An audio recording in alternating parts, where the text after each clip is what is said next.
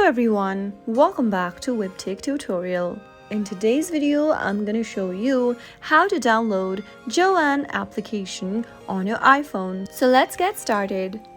Open your App Store and then also make sure that your device is connected to a stable internet. Go to the search box and type in Joann and search. Once you find the Joann Shopping and Crafts application, simply tap the Get button to begin the download process. Joann is an American haberdashery and mercery business in Hudson, Ohio. It operates the retail chains Joann Fabrics and Crafts and Joann, etc. Once the application is downloaded, it'll be installed on your iPhone. Within a few seconds, you'll be able to open up the application on your preferred device. So that was how you can easily get the Joann application on your iPhone. If you found the video to be helpful, go ahead and give us a thumbs up. Don't forget to subscribe to our channel by hitting the subscribe button.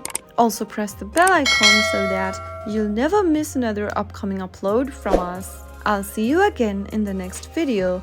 Goodbye till then.